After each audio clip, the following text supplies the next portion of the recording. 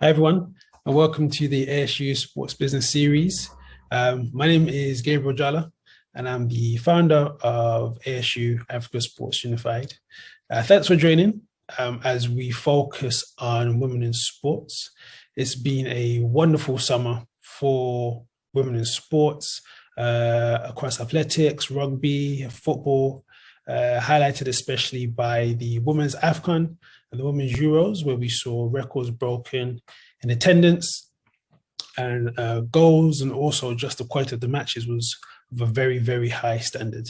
So throughout this month, we shall focus on various aspects pertaining to the development of women's football. And I'm so pleased that today we have Meskerem and Emma Sykes from UEFA and CAF, who are key figures within the women's development team or strategy team. And our moderator today, Nobile, who is just extremely knowledgeable about what's going on in the sports business environment.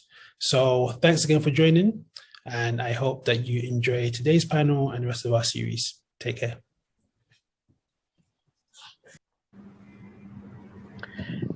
Good day, everyone. My name is Nobile Ndlovu. Thank you so much for joining us on the Africa Sports Unified Sports Business Series panel discussion, looking into the development of the women's game in UEFA and CAF. I'm very pleased to be joined by Meskerem Tadesse Goshime and Emma Sykes. These women are titans in their own industries. Meskerem is the Senior Manager of Women's Football Development at CAF.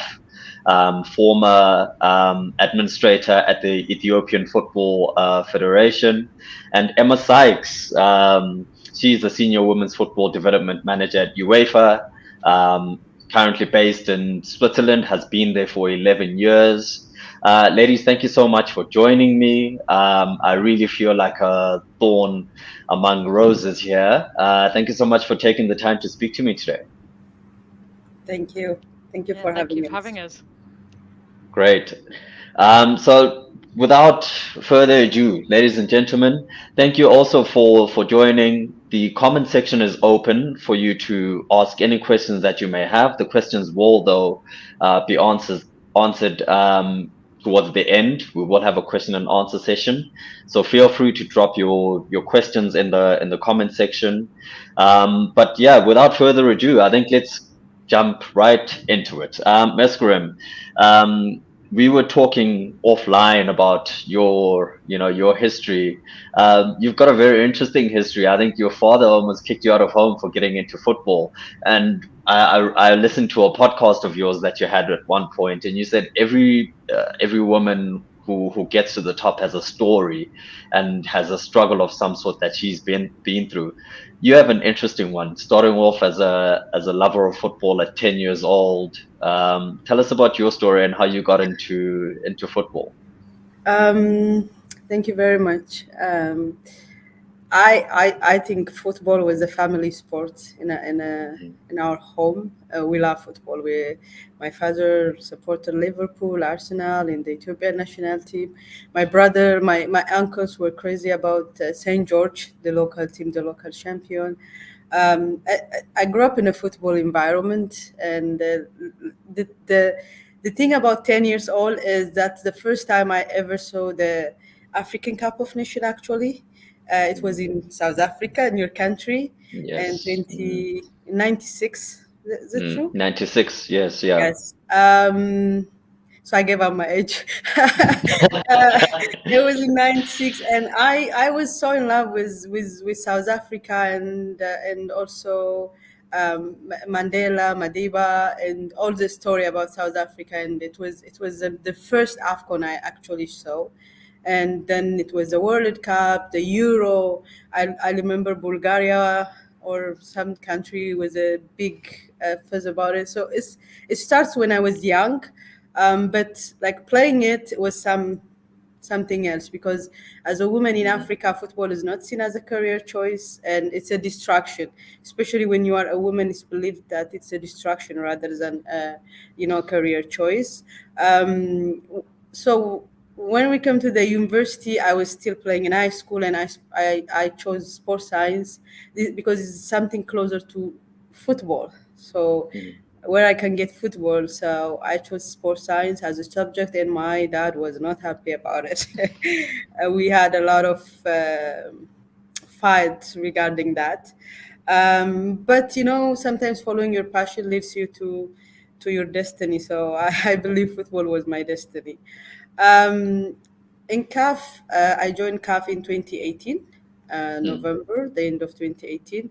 Um, it was an office that I actually fought for to establish when I was an organizing committee for women's football at CAF.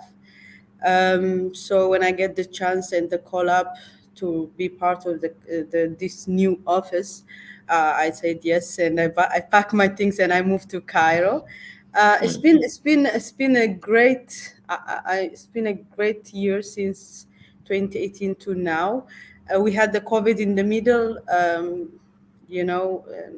Like influencing our development, but I believe we have achieved a lot of things for African football. Before we joined CAF, there was nothing in terms of women's football development at CAF. Yeah. When we tried to look into data in terms of women's football, we couldn't find a lot of data. It was just 2 years competition, the Women AFCON, that was held for only 8 team finalists. So we understand that there is a lot of things to be done. Mm. Yeah. So our job in 2019 was just meeting people, going to member association, try to find what is there. And Africa is a diverse continent. So and the south and the east. So we need to find a solution, and we need to see what can be done in the same level or for women's football in Africa. So that's how we started at CAF. I joined as a Mm. manager. I am now a senior manager. We have developed our own strategy, and it goes it goes like that. All right, so we'll get into that. We'll get into that. Emma, let's come to you, the former goalkeeper turned central defender. Um, so about your history and how you got here. I know you used to work at tournaments, I think, and as a tournament coordinator prior to joining UEFA. How's your history, and how's that charted? Well, a little bit like Meski, I've always been a football lover. I've Mm. always been, it's always been part and parcel of my life and of my family's life. I feel very lucky that I had parents who took me to the local club in the Championship, Huddersfield Town, with a season Yeah. ticket from 3, and I played football. Yeah, I was always taken to a football club to play. So I've always had a very kind of um, supportive unit that allowed me to have football and sport as part of my life from a very from the beginning. I actually joined UEFA uh, back in 2011, straight from university. So as my first role was in women's football. So I came as an intern Mm. into a very small team that was being set up for the first time for the women's game. Mm. It was just a handful of people. There was just people running a few of the competitions, but there was nothing there for development. And this was really when UEFA decided for the first time to inject investment through the hat trick program, and therefore I Mm. had an opportunity to join that team working with the national associations to develop the game. And that's Mm. really where it all started. And to be honest, it was very much data entry at that time, seeing what all the associations were doing for the women's game. And I think if I got that booklet out that I had to create then to see where we are now, there's such a huge difference, and so much has happened in that time. Yeah, absolutely. And you guys have very similar stories essentially, because both of you, when you went into your roles, nothing really existed. It's almost sort of like a blank canvas, really, in terms of, okay, well, nothing really exists. We don't have anything. Go out there and figure it out. So let me start off with you, Emma, in terms of how things have changed. How have things changed, you know, at UEFA since you got there, and how things are evolving? I mean, I think that the change has been immense. It's very difficult to put into words how much it's changed. I think if you'd have asked me maybe a month ago, I would have maybe had a slightly different answer, because the visualization of the change was actually on the faces of the people at the final of the Women's Euro. I'm sure it was the same at the AFCON.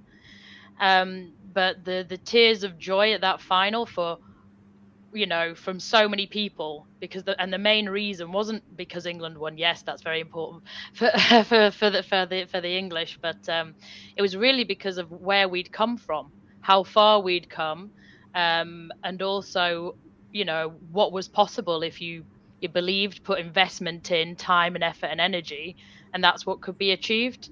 So I think that the final, just at the weekend just gone, really was a showcase of the change.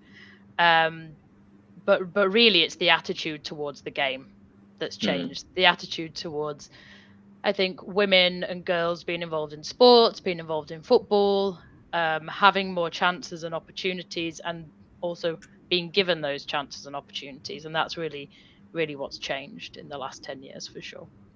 Yeah. Ms. Grim, if I could bring this one to you, your current role at CAF, can you take us through your current role at CAF, what you do, and similar to Emma, I mean, you just also had a phenomenal success with the CAF Women's Champions League, with the CAF Women's AFCON, I mean, recently, with 45,000 people going to the final. It was immense, similar to you, to Emma as well in England. And Emma, I'm not speaking here as in your role as at UEFA as an English woman and fan. It was almost 90,000 people at Wembley. So phenomenal success on both sides, and congratulations to you both on the work that you've done over the past few years to get women's football to where it is now, in concert with other people. But Ms. Grim, if you could take us through just what your role entails now, and how it's evolved from when you started at CAF, and what the attitude is like in the hallways at CAF. I know you started off with a very small team as well over there. Yeah, we are a small team. We were just two, but the good thing we had in our department is we have a director of development who's really supportive.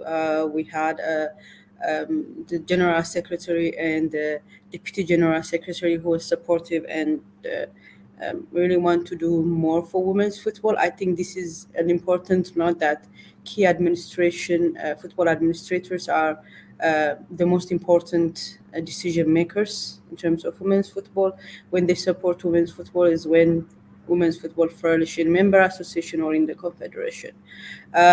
Without the support of the senior management, we cannot achieve, like a women department cannot achieve anything alone. So like I said, when we came in, there was not a lot of data, and we couldn't find what it looks like in Africa, women's football in Africa. So we did a visit and questionnaires. We meet the coaches.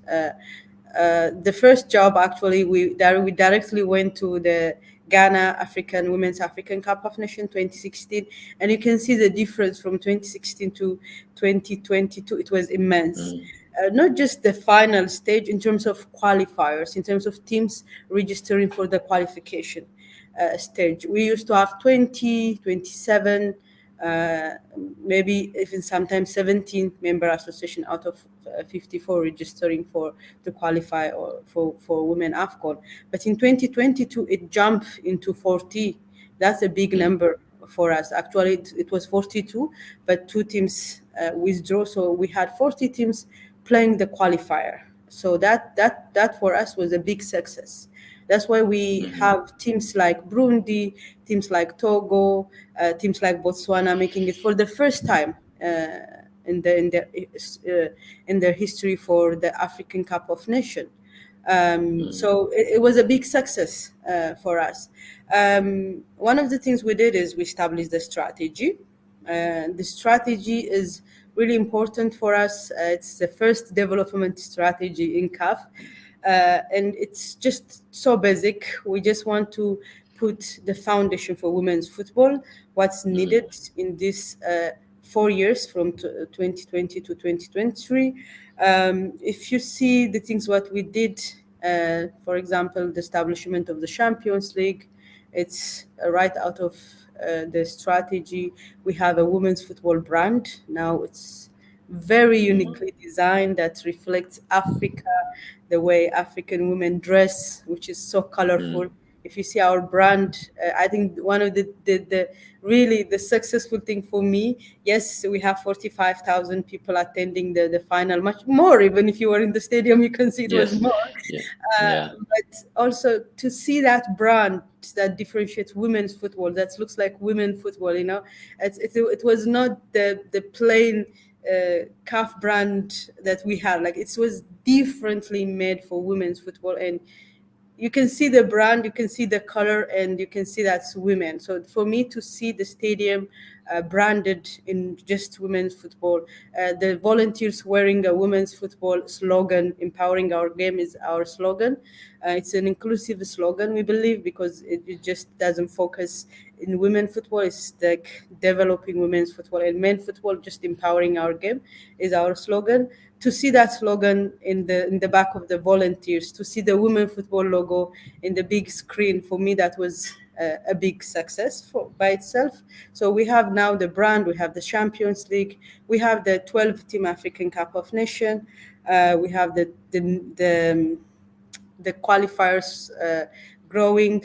And for us also, one of the things we did was we pushed for member association to have a women football administrators. We actually send letters to our member association and follow up on that each member association need to have a women's football administrator. It's really key to have those, because we need a partner who we can reach out when we contact the member associations.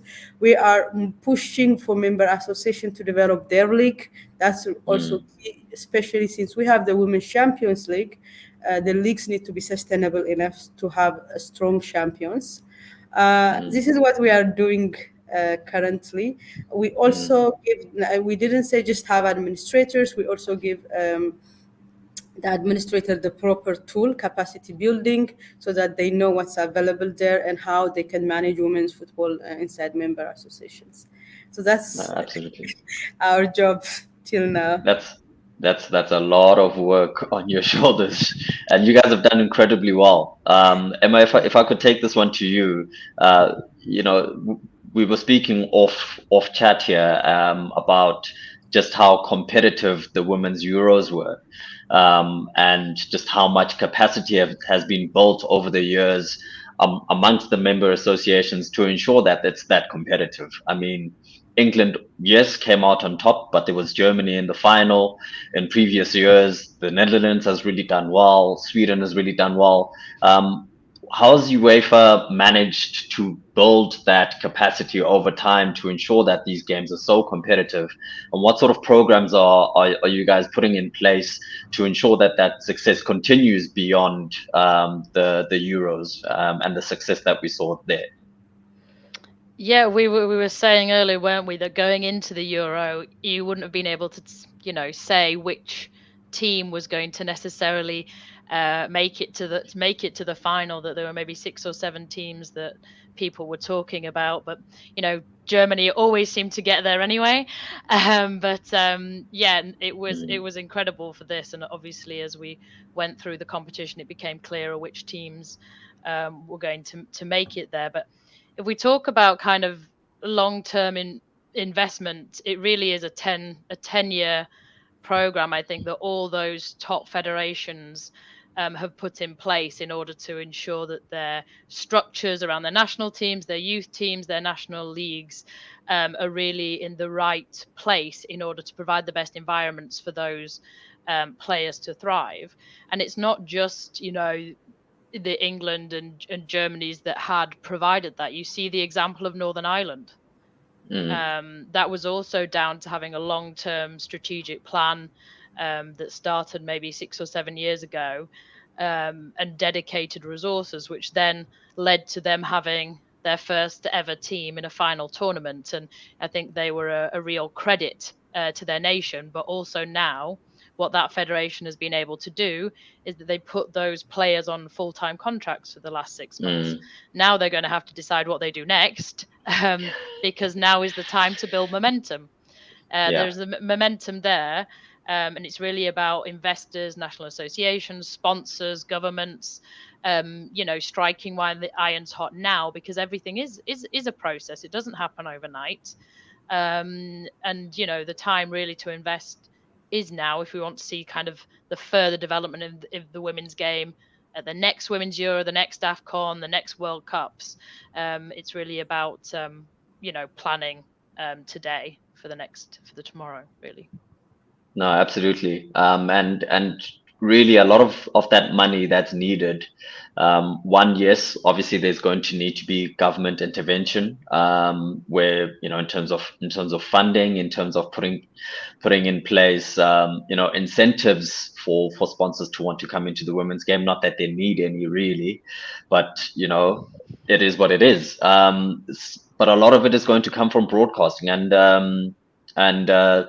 UEFA's struck up a deal with the Zone, with regards to broadcasting on YouTube for the Women's Champions League. How big is this for women's football?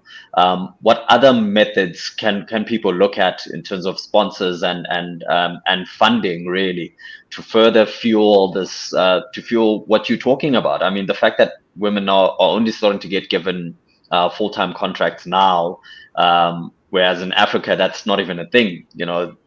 Most of the teams don't have players who play full-time. A lot of them work, and they're mothers, and they also have to do training in the evening or the afternoon. Tell us about that specific deal, and how it's changed the face of women's football in Europe. Well, I mean, the deal is incredible. To be honest, it very much centers around, visibility. Visibility of the game is so important, even before you talk about the broadcast rights or any revenue that's generated. It's really about allowing people to see the sport, and that's really what this kind of deal really centers on. I mean, I must say, from a starting perspective, that it wasn't just the deal that was put in place. It was put on top of a whole revamp of the Women's Champions League competition, which, looked at the sporting and regulatory sides, that looked at promotion, that looked at the commercial angle as well. And that was part of one huge holistic package to really cement Women's Champions League as the best of the best in club football. And that's what we wanted to achieve.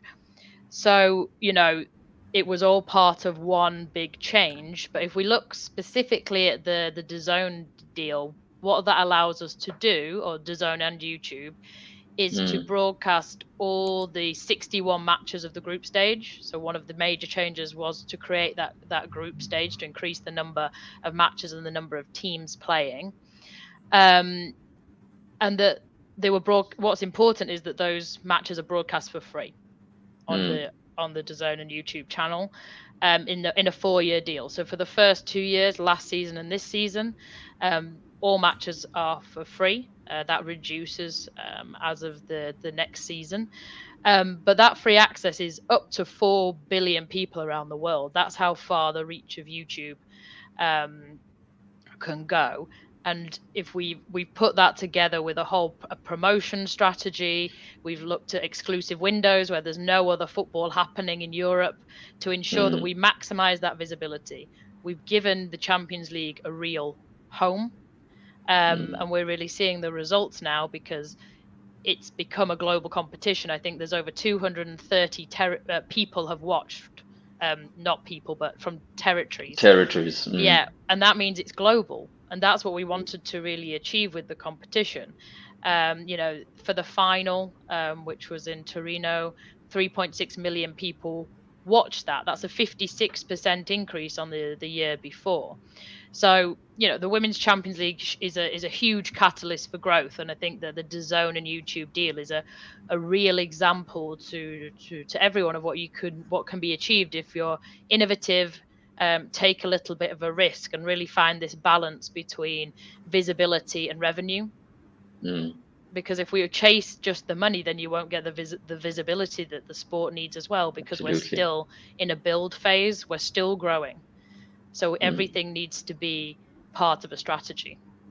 Yeah, absolutely. Absolutely. Ms. Karim, if I could bring this one to you and just, I mean, what Emma just said now is so important, because you built the capacity, and that capacity allows you to grow. You can't just go for the money at the top and without proper groundwork at the bottom to ensure that growth is sustainable. I know that we spoke prior just now about capacitating member associations to ensure that the leagues in each country are also working properly. But CAF have an interesting program that they started around coaching, the Women's Football Development Program, and that I know Morocco has been a really big driver of that. Can you tell us about the Women's Football Development Program? It started in June 2022, and that coaching legacy workshop, and what you're trying to achieve there, specifically knowing that if you're not going to have enough women's coaches, or coaches specifically targeting the women's game, you're going to struggle later on with capacity to ensure that those people are coaching women's, female players down the line. Yeah. This is one of the focus of our strategy. So our strategy have 5 pillars, and one of it is development. And in development, we focus on capacity building. And we know that competition are a drive for change, a drive for development. Without competition, we could not move forward, which is the second priority for our strategy. So we literally combine the 2 priorities to bring this coaching legacy workshop. It actually started in the first Champions League, which was held in Egypt. We call 30 coaches all over Egypt, and we give them the first legacy coaching workshop. Actually, the workshop for us is to connect with the coach inside the member association, the host nation, and to give them that recognition they deserve, because the feedback we get from the coaches are really amazing. They are happy. They some of them, for example, for the one in Egypt, the ladies didn't have coaching course for 5-6 years. So this was the first coaching course, the first workshop they were attending. And this bring recognition from their member associations, their coaching partners, the clubs, the academies they are working on, that they are attending a CAF coaching course, they are updating their knowledge. And we just want to empower them and let them know that they are recognized, and also to let them know also to stay in the game, because in Africa we face this challenge where women stay in the game, but there is no career pathway. They give up after 5-6 years. They give up. So we just don't want them to give up. So we say stay there, and you are recognized now. You have the knowledge, you have the channel, you have the connection, and you can grow. In the CAF, in the new CAF coaching regulation, also we put out that 10% of each coaching course need to be women. For example, if you have 30 participants, 3 of them need to be women, so that we give women a chance. Plus to that, we are now giving member association to organize C-level and D-level women coaching courses.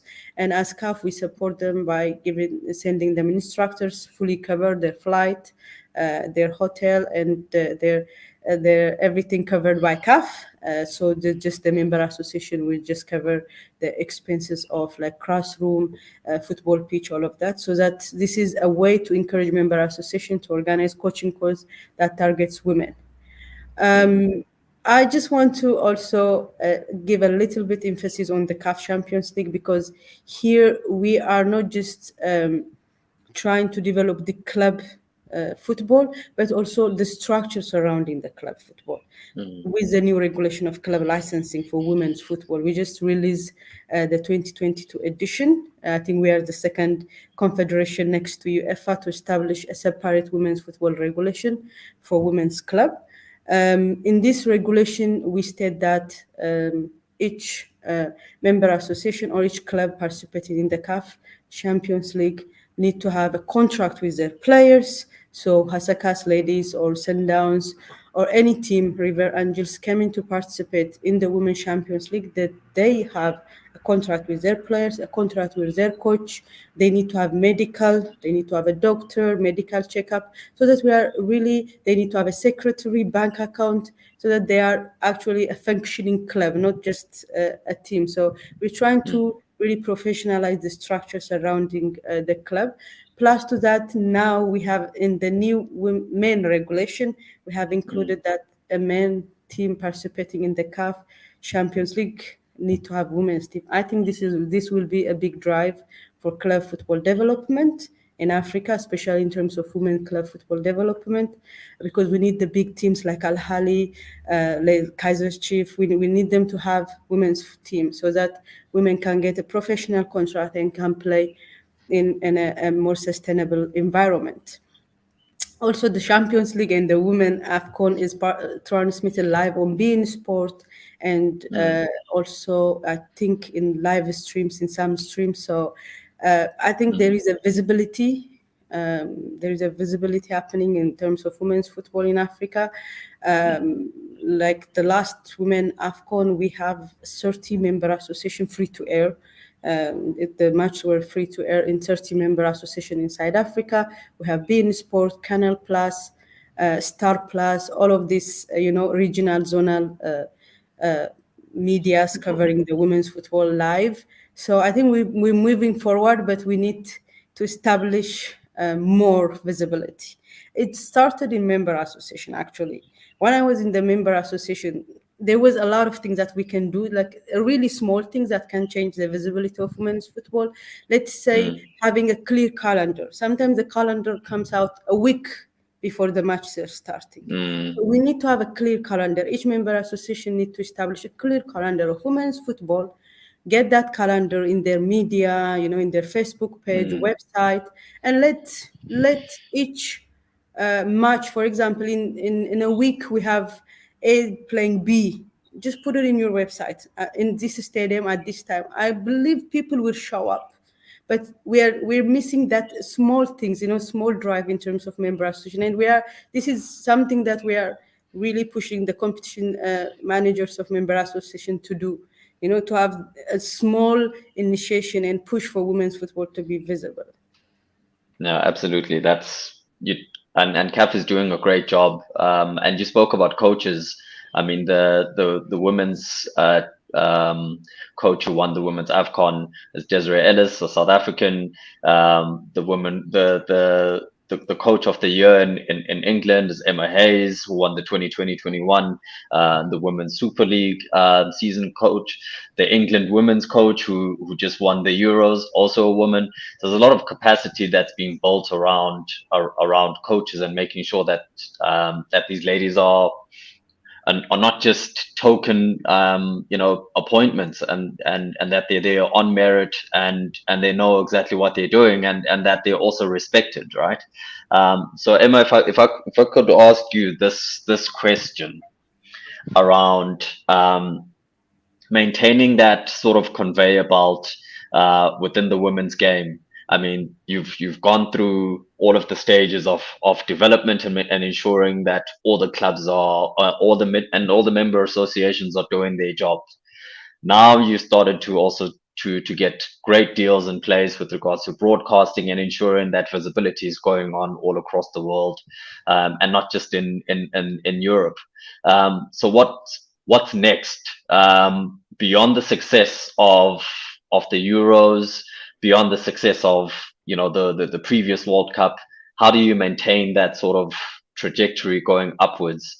And what do you identify maybe as 2 key points to ensure that trajectory keeps on going up? Big question. It's a bit of the question of the moment as well. I think that, you know, what there's still a lot of work to do, and we still really have to put in every association. There's still work to do on every continent. There's still work to do in every club. So, we don't want to rest on our laurels. We really want to kind of raise that bar further. I mean, from my perspective as UEFA, we need to continue to commit to completing to our current strategy, the work that we're still doing through time for action, and ensure that we achieve all those goals by 2024, whilst at the same time building on the momentum, pushing forward, and kind of writing and drafting the next goals for the future after that. So it's very much this iterative process. But what we really need to capitalize on right now is building on that momentum that's being created by the national team competitions, and really ensuring that our the domestic leagues and the clubs can continue to build on that momentum on a weekly basis, so that we can provide more professions for our players, for our coaches, for our referees and administrators. That will only happen if the domestic leagues, the Women's Champions League, if the structures around those get more investment and become more professional. So I think that Meski really highlighted quite a lot of the initiatives that they're doing in CAF, particularly around coaches, because that's really, really important that we continue to build female coaches. But for all spectrums of the pyramid, right, from the grassroots up to the elite, that we ensure that there's a pathway for administrators to make sure that there are more women on the decision-making table, but to also make sure that our domestic leagues are really there as for the daily work of the players. They have the best conditions possible, but also have the best experience for fans as well. So up until now, we've not really discussed the fan base of women's football, the fan experience of women's football. And I think that's really now where we have to harness that momentum. It's clear that people want to watch the women's game. People are interested, and now we need to convert that interest into a weekly interest. But that's kind of the jobs of the confederations, the associations, and the clubs to really find out what the best way forward is in that regard. No, absolutely. And Meski, sorry, Meskrim. If I could bring you one last question before we jump onto the questions. I can see there's questions and comments from Edem, Judith, in the comment section, and Tega as well, Nyasha. Thank you so much for joining us, guys. Meskrim, if I could ask you one last question. In June 2017, right, you told BBC Africa that African nations were not doing enough to promote women's football. Do you still believe that this is the case? And if so, why? Yes, I remember that interview. It was because at the time there was an under 17 and under 20 women African qualifiers for the World Cup, and we had a lot of withdrawal, and we ended up, I think, with 16 teams for the qualifiers of the women under 17, and it's out of 54. And it hits me that we really need to push forward in terms of women's football development, and we need to do more as a member association. As I said, I believe there is change from then to now. There is a big change, but is it enough? No. No, we really need to do more, and especially, as I said before, development starts from member associations. As CAF, as a continental confederation, we can do a lot, but without the involvement of the member.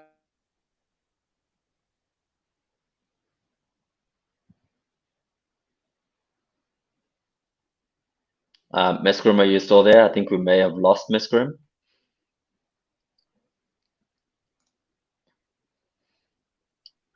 All right. While we work on getting Meskrim back, let's just consider one thing. As a little anecdote from myself here in South Africa, we have a situation where in South Africa, less than 10% of our public schools, this is public schools, have an active school sports program. And from that pool, we seek to bring in all the talent that we can. That's across all sport. And of that, women's sport are, well, football is the large majority. Yes, it's the biggest, it's the most popular sport. But if you're only fishing from a pond of 10%, or from a pool of 10% of your school kids, the number of fans that you're going to have later on in life dramatically decreases. Your ability to convert those kids into, buying public, or people who participate in sport, is dramatically reduced. So I commend you guys, Emma and Miss Grim, when we get her back, for all the work that you're doing, across the value chain, to ensure that we have, as many people. Oh, Emma, Miss Grim, you've got you back. Thank you so much. Yes. But I was just making a point that, in South Africa, we've got less than 10% of kids participating in school sport, because school sport is not a priority of our government. And you were mentioning something about member associations, and the member associations having to do a lot of work to ensure that we foster the growth of women's football, not just sport in our countries. So I think that you guys, as I was saying to Emma now, I think you guys are doing incredible work to shine a light on the plight of women, on the requirements of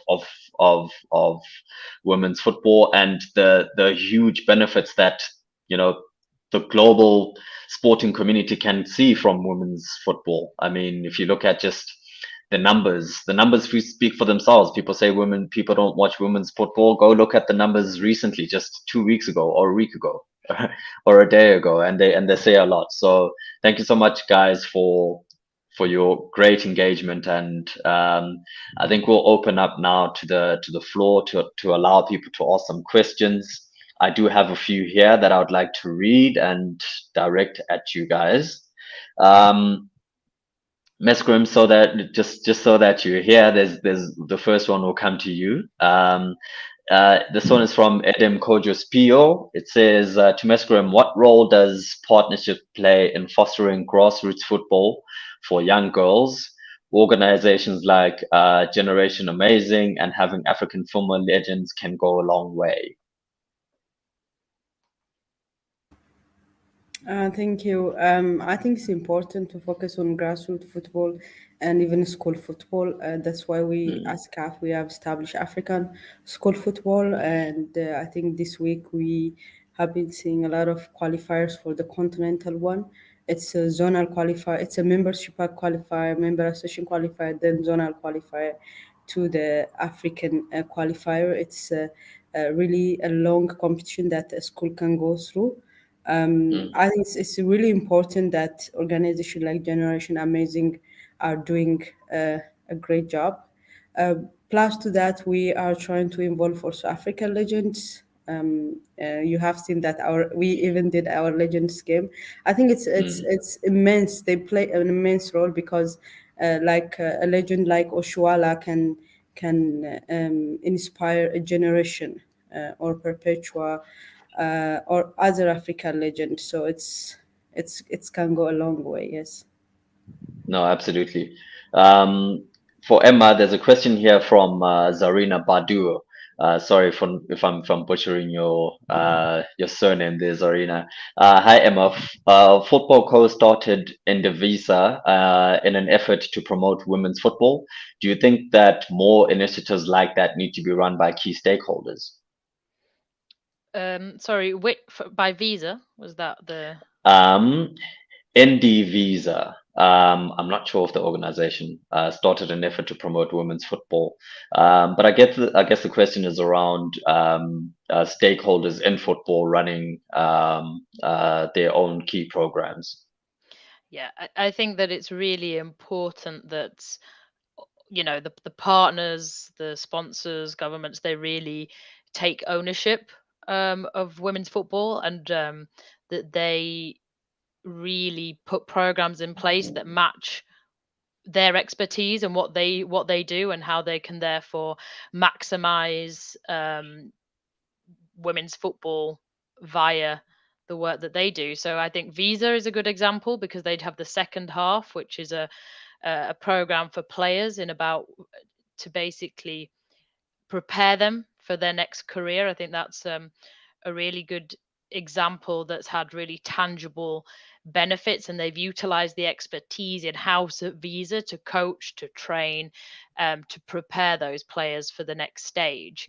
So it's a very tangible partnership that really, makes a difference. It's not just lip service. It's actually going to make a difference to tens of players at the moment, and it's only going to it's in a few markets at the moment, but it will push around across Europe, and then you'll see a huge difference.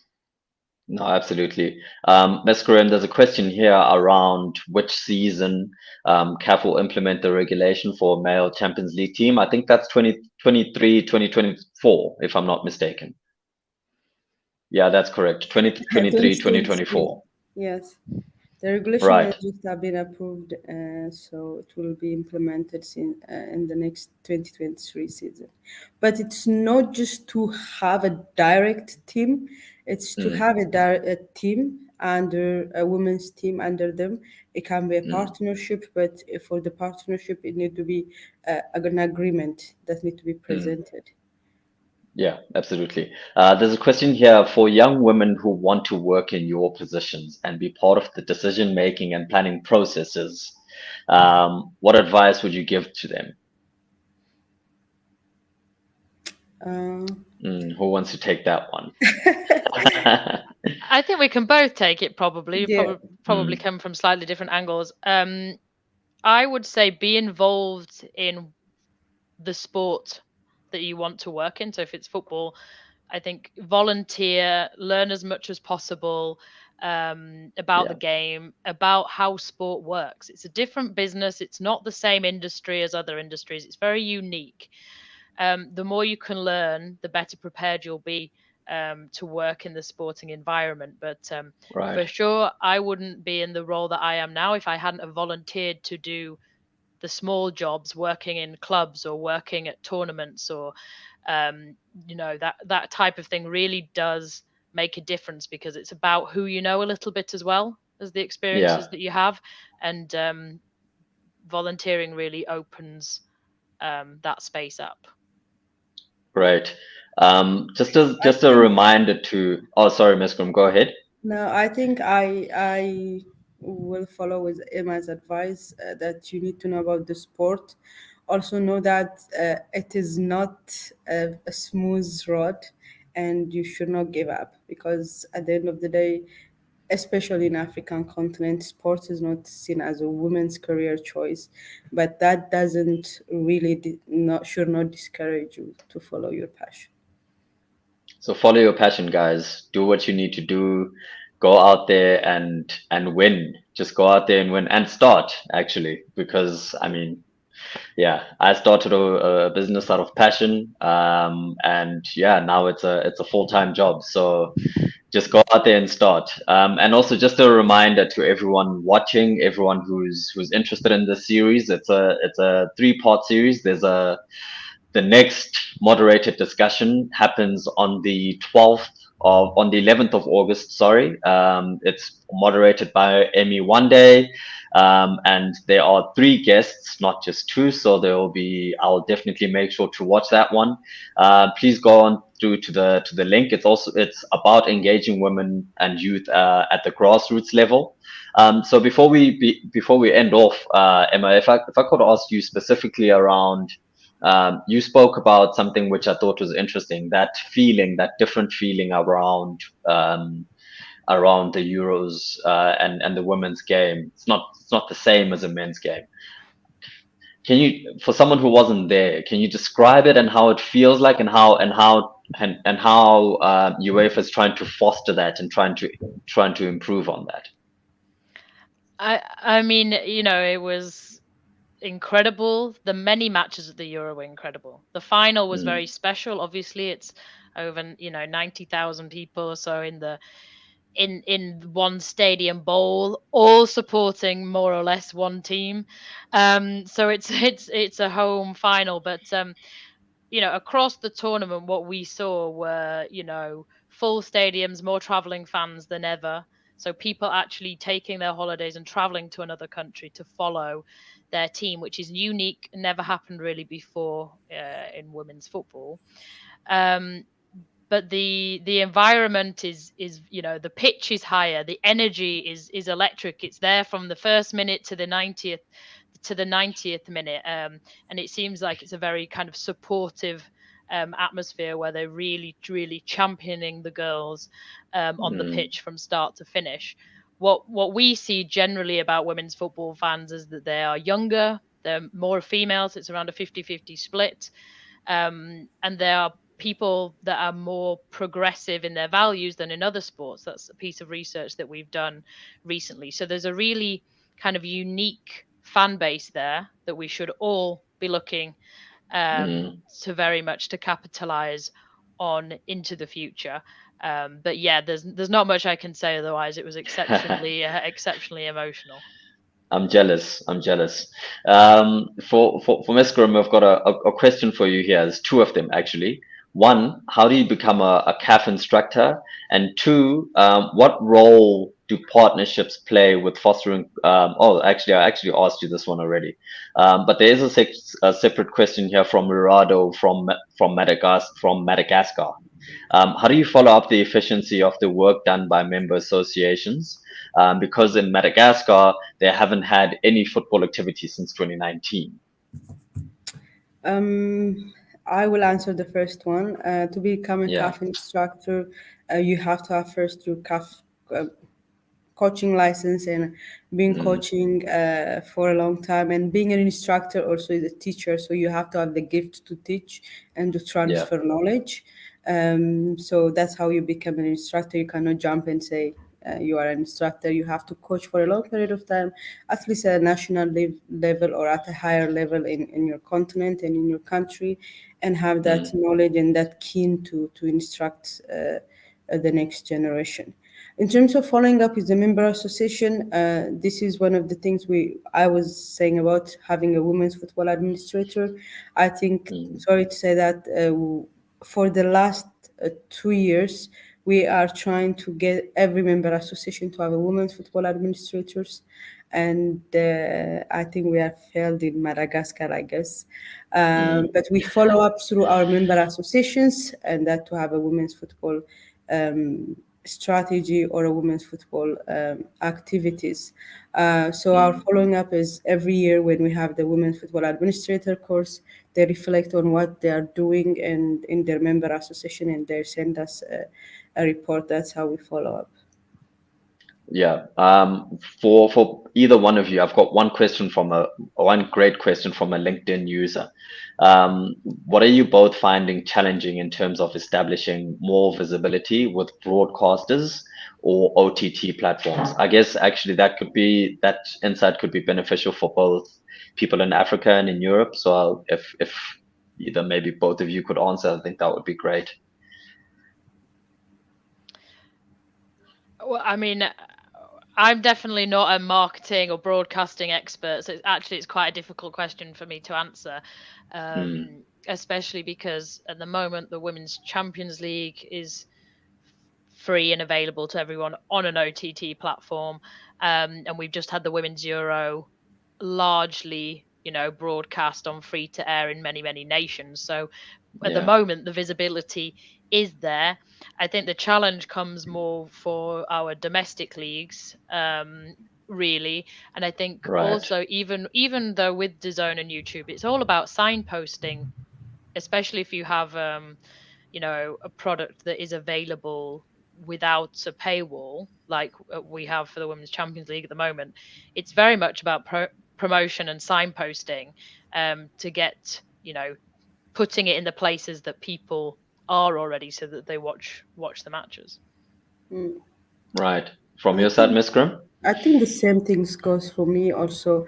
Our broadcast management and TV management are the one who are dealing with the broadcasters, but most of our games, like I said, are live on the continental host broadcasters like beIN Sport or Canal Plus, even zonal competition. For example, when COSAFA hosted zonal competition, that's the South Zone. It's live on Dash TV and the national TV. When CECAFA, the east part, it's live on Star Time.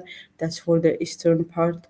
I mean the zonal and the African, the continental competition. We have domestic.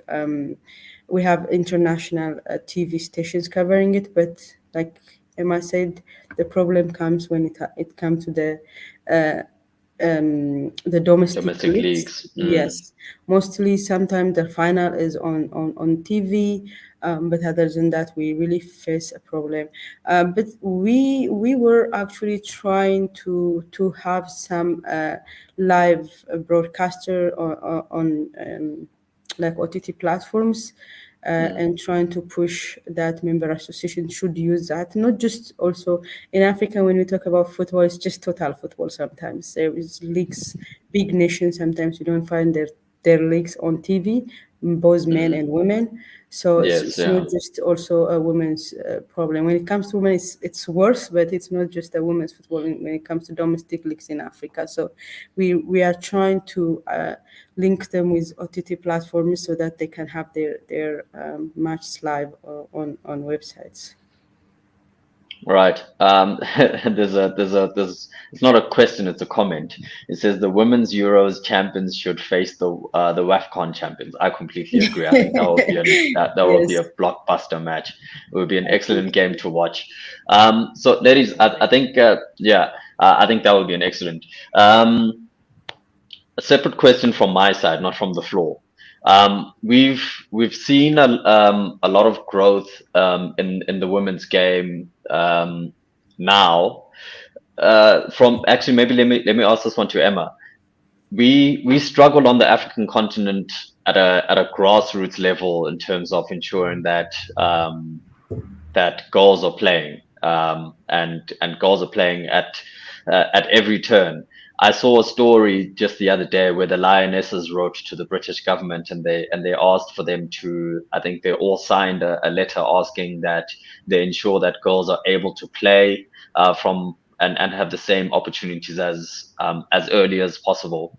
Are there any UEFA intervention programs at that level, primary school level, 5, 10 years, 15 years, 10 years old? And what do those look like?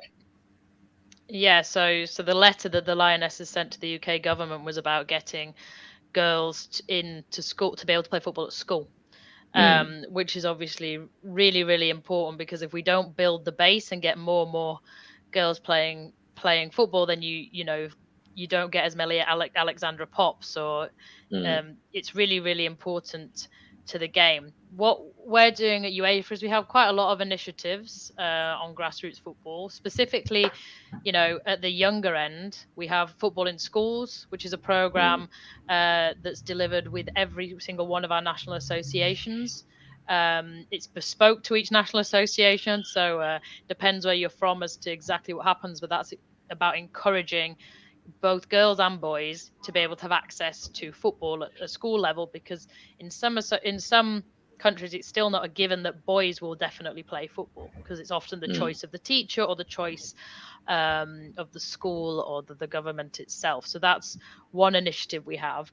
When we specifically talk about girls football, we have a program that we're very proud of called UEFA Playmakers, or UEFA Playmakers inspired by Disney, which is a participation program for 5 to 8-year-old girls.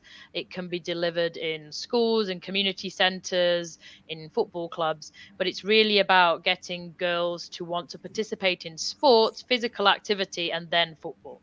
And it uses the magic of Disney stories like Encanto or Incredibles 2, Moana, to create a safe environment where girls feel confident to build their sporting and physical literacy skills, and then hoping that they want to come out of that into the football pathway. And it's been up to date. Few issues with COVID, but exceptionally positively received. We're very happy with that. No, great. Ms. Grimm, I have a question to you specifically with regards to this as well. in Africa, we've often had issues with regards to age cheating and so on and so on. Not a lot less in the girls' game, but it's been very prevalent in the boys' game. Um, Part of these issues can be, well, not necessarily solved by technology, but technology can help with regards to, registering players, making sure you know who they are, making sure that when they move around, you know where they've moved from, etc., etc. And that's why, FIFA started the player tracking system.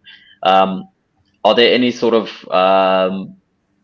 interventions that CAF is looking at with regards to tracking and registering and making sure that girls are all accounted for, and that we remove this issue of people trying to get an unfair advantage? Thank you. I think all domestic leagues, we are trying to move to domestic registration system that's pushed through the club licensing regulation and the competition department. But more or less now with the African school program, the people or the girls or the boys joining that program is registered online through the member association. Like you said, more or less on the girl side, we didn't have that much of a problem, but still, because also when you see the women football landscape, we are still depending on school programs. Most of the girls actually playing in the club, and most of the girls playing in the national team come from school competition. In Africa, we have this program. I'm not gonna say all over Africa, but most African Mm, countries have school football program or school sport program, which is also endorsed by African Union. Even CAF has an MOU with African Union. So if you see most, even in my country, most of the players come from this school system, a school competition or under 17 competition. So we don't have that in women's football, but we still need to register and track them. I think we're just in the beginning of this stage. I cannot say it's fully functioning, but we have a system, the domestic registering system. They use actually the FIFA system domestically. And now with African school program, they are registered online and they can be tracked throughout their career for the future. Oh, great, great. Emma, there's a question here that came in for you from Mirado again in Madagascar. You talked about bringing all the stakeholders involved to be involved in women's football. How what is the best way to ask the government to be more involved in women's football, or what are the challenges maybe that you found in terms of getting sort of governmental assistance in terms of women's football? I think what we've seen in our national associations is really the most successful ones find what the key objectives of that government is, and then goes to the government and how women's football can achieve those goals, and develops programs specifically that the government would invest in because they help achieve their goals as a government, as in a country, and also backing it all up with data. So data is quite hard to come by generally in women's football, but I think that's really where the most success has been seen. You know, if we take some of the countries, they've very much looked towards using sport as a tool for education and specific programs in the women's game that can help achieve that. So it's very much more almost tailoring what you do to ensure that it fulfills both the goals of the women's game, but also the goals of the government. And that's often how more money has been put into the women's game through such kind of strategic initiatives. Right. Okay. All right. I think just as we wrap up, I have one last question for both of you. But before I ask you that question, again, thank you so much for joining. Thank you so much for availing yourselves and your time. The question is, you both there were two very, very successful competitions on each continent.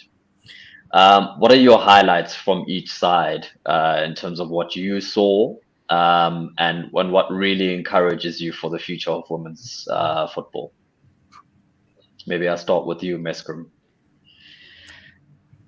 The highlight, Mm, I think for me would be the Champions League, the creating the Women's Champions League. I think that this for me will change the African women's football landscape. Um, we have had no competition other than the Women AFCON for a long time. So creating this competition means a lot for the girl child. And because of the creation of the competition, there will be a good structure, especially clubs and leagues and member association. So this is what I want to see in the future, and that the Champions League actually doing what we envision for the African football, because it was not just one competition. It follow up with a long list of achievements through that competition. So that's the biggest achievement I see, and I hope that it will achieve what we hope to achieve with it. yeah, it's already achieving a lot. It's already achieving a lot. Emma, on your side? I mean, I think what Meski said about having a continental club competition that is played regularly throughout the season and that really is used as an inspiration to all clubs and all leagues to invest and improve player standards will ultimately change the game, for you in Africa, but also for us in Europe. So I'm very much looking forward to seeing how that pans out over the next few years. But highlights, you asked for a highlight Yeah. from the year, because it has been a little bit of an insane 2022 and we're only in August, so we'll see if there's another highlight coming. But for me it was very much about when the final ended at the Women's Euro, the coverage on print press and the media on the TV was absolutely outstanding globally. And I think that when we woke up on the Monday morning to see that kind of reach and visibility, not just from the sports media, not just from football fans, but from people all over the world, that was a real highlight, because there's no going back from things like that. No, absolutely. And as we wrap up, again, thank you all so much for joining. Thank you so much for the questions and the comments, Calvin and Edem and Mirado. Thank you all for engaging and pushing us along. It's been a really great engagement. As a final reminder, the next session is on next Thursday, the 11th of August.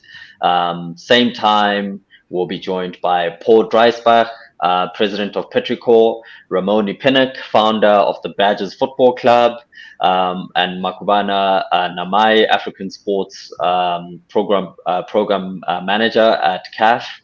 And thank you so much again for joining us. It's been amazing, and thank you all as well for having me, to the ASU team for asking me to moderate. It's been great to be a thorn among roses and learn a lot. I've really learned a lot, and I'm hopeful that everyone who also listened learned a lot about the beauty of the women's game and how we can grow this game together. Thank you so much for joining.